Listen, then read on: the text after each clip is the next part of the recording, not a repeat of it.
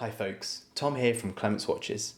Today I'm going to talk you through how to remove and install the quick release bracelet of the Clemence Munro.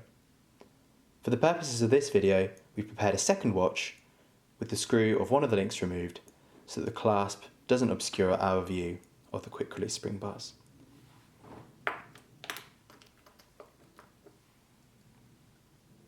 Here we go. So the removal process is very simple. You simply take your forefinger and your thumb, squeeze the little nodules together on the quick release spring bars, and then keeping the bracelet nice and still, pull the watch head. There we go.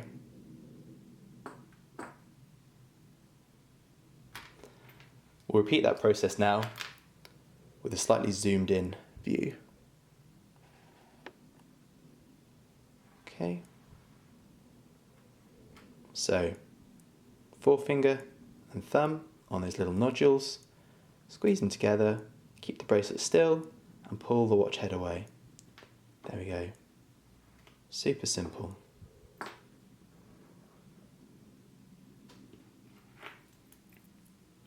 Now the process for installing the bracelet is very similar, but there are a couple of tips that we like to provide to make sure that you're getting not only the perfect fit, but also the correct alignment.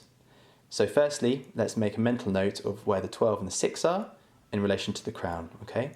So we know that if we flip the watch over, the 6 o'clock is here, the 12 o'clock is here, and the crown is facing away from us. That's very important because that means that we know that we can align our clasp correctly. So we've got the Clemence logo here, so that's facing upwards, and this means that this end link needs to connect to our 6 o'clock position, which is this one here. It's worth noting that the tolerances on the Clemence Munro bracelet are absolutely fantastic. So sometimes you may experience a little bit of difficulty and a very tight fit with removing or installing your quick release bracelets. A pro tip that I like to provide for the installation process is 40 to 50 minutes before installing the bracelet, pop it in the fridge. That'll allow it to cool down, the metal will contract ever so slightly, giving you just a little bit more wriggle room for the installation process. Now, it's important that we remember we're moving the watch head to the bracelet, not the bracelet to the watch head. You'll see what I mean in a moment. By doing this, it ensures that we're keeping everything tight and secure, and we're absolutely minimizing any possible risk of not only slipping but also accidentally damaging the beautiful case finishes of our watches. So there we go. We've got the watch head at a 45-degree angle, which aligns nicely with the lugs. We've got those quick release spring bars pulled in. We've made sure there's absolutely no sticky outy nodules from those spring bar barrels. Sometimes that can happen, so just double check. 45-degree angle, and we're just going to push that watch head in, nice and easy. Oops. There we go. So I felt everything seat, by which I mean I felt that the watch case is in contact with my workbench. That tells me that it's aligned with the spring bars and also the end links. So I'll just gently release the spring bars now.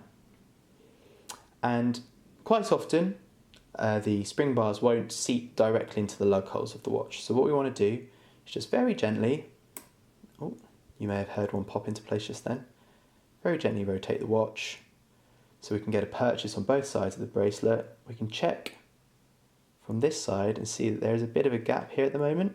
That tells us that that's not seated quite perfectly. So we'll just give it a little wobble.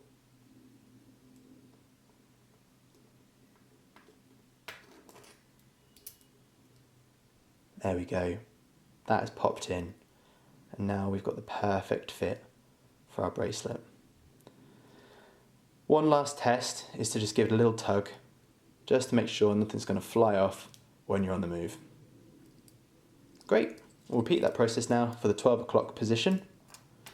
So we'll take our other bracelet, or other part of the bracelet.